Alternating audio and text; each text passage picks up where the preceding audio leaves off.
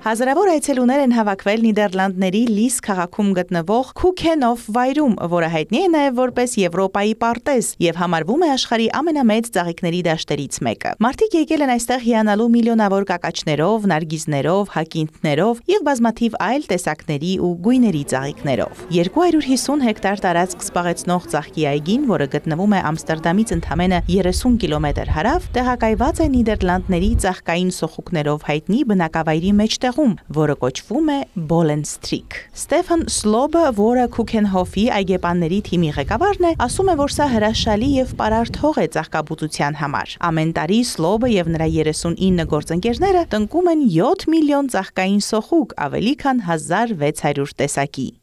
Dat is eigenlijk zo groot geworden omdat we eigenlijk hebben ontdekt dat het... Սա մեր տարվա ամենամեծ գործն է։ Մենք սկսում ենք դրանով զբաղվել հոկտեմբեր ամսվա 2-րդ շաբաթից եւ ավարտում ենք Սուրբ Ծննդից 1 օր առաջ։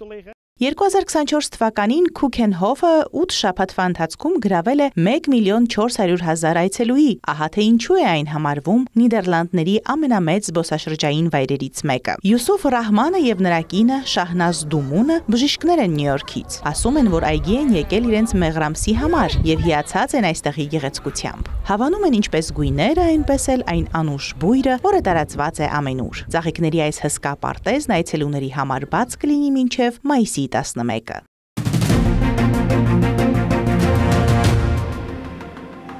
Հազարավոր կանայք Լիսաբոնում վազքի ժամանակ անձրևի տակ են ընկել։ Նրանք իրենց այս նախաձեռնությամբ աջակցել են կրծքագեղձի քաղցկեղի դեմ պայքարին։ Կրծքագեղձի քաղցկեղ ունեցող կանանց աջակցության ասոցիացիայի նախագահ Լուչիա Ալվեսի խոսքով, նման միջոցառումները միակ լուծումն են օգնելու անվճար բժշկական օգնություն տրամադրել դրա կարիքն ունեցողներին։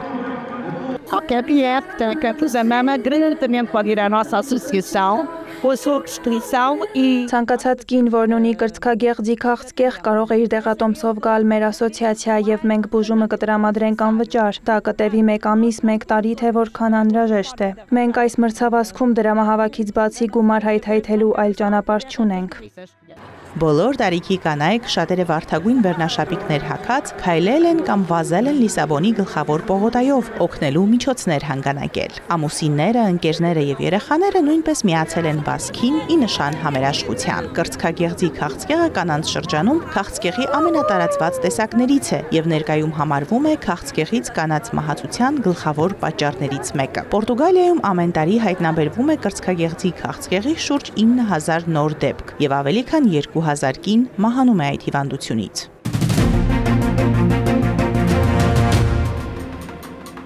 Հին Կահիրեում գտնվող իր արհեստանոցում նստած պղնձագործ Նաջի Քամալ Մուհամեդը ձեռքով փորագրում է նախշեր պղնձե թիթեղների վրա, օգտագործելով ավանդական հին տեխնիկան, որը սովորել է երիտասարդ տարիքում։ Սակայն 68-ամյա արհեստավորն ասում է, որ իր մասնագիտությունն ապագա չունի, թեև ինքը եւ մոտակա մյուս արհեստանոցները փորձում են պահպանել արհեստը։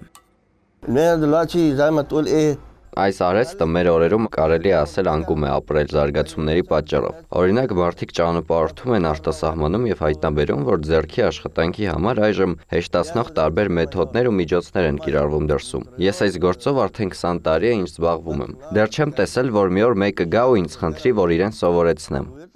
Պղնձի ձեռագործ փորագրությունը համարվում է պատմական Կահիրեի ամենահին մասնագիտություններից մեկը։ Այնուամենայնիվ, նոր առաջադեմ մեթոդների աճով պայմանավորված այս արհեստը մարում է։ Նվազում է նաև այն սովորելու հետաքրքրությունը։ Պղնձագործը հույս ունի վաճառել իր ունեցած բոլոր աշխատանքները, հավելելով, որ իր առջև ծառացած ամենամեծ մարտահրավերը հաճախորդների բացակայությունն է։ Մուհամեդի խոսքով չի կարող գտնել որևէ մեկին, որը բավականաչափ հակված է սովորելու հազվագյուտ այս արհեստը, քանի որ մեկ գործ ստեղծելու համար երկար ժամեր են պահանջվում, քրտնաջան աշխատանք եւ քիչ ֆինանսական եկամուտ։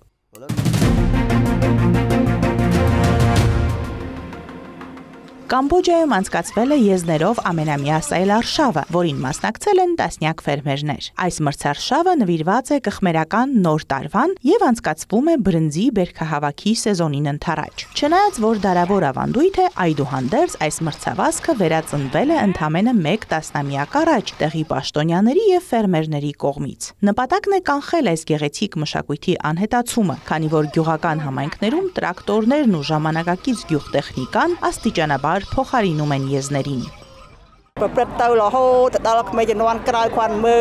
Ես ցանկանում եմ, որ իշխանություններն ամեն տարի կազմակերպեն այս մրցավազքը, որպեսզի երիտասարդ սերունդը տեսնի մեր կխմերական մշակույթը եւ թույլ չտա, որ այն ապագայում անհետանա։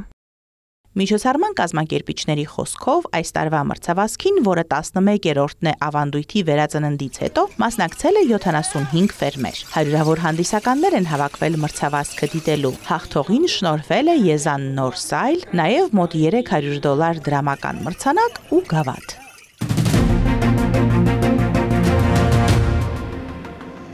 Կատարում անցկացվել է Լուսայլ երկինք կոչվող փառատոնը, որը հանդիսատեսին առաջարկել է օդային ակրոբատիկա եւ գունավոր ծխի արահետներ կատարի Լուսայլ քաղաքի վրայով։ Հավաքվածների համար դիտարժան շոու են կազմակերպել պարամոտորները, 16 ինքնաթիռները, հրավառությունը եւ մոտ 3000 դրոնները, որոնք լուսավորել են երկինքը։ Շոուն ուղեկցվել է երաժշտությամբ։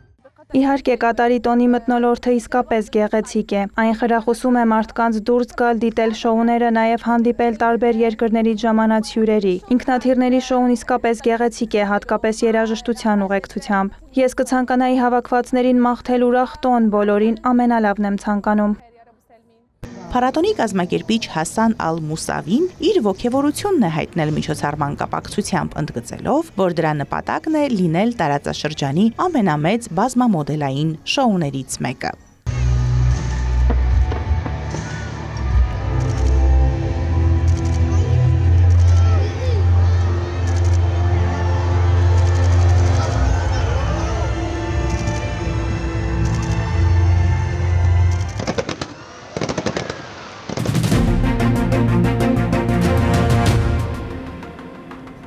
Քսանինը սիրիացի նկարիչ է մասնակցել Դամասկոսում բացված արվեստի ցուցահանդեսին։ Ըստ սիրիացի նկարչուհի Լանա Տարաբիշիի, ճանապարհ խորագրով ցուցահանդեսը ներման եւ պատերազմի ավարտի կոչ է անում։ Այն կգործի մինչեւ ապրիլի 18-ը։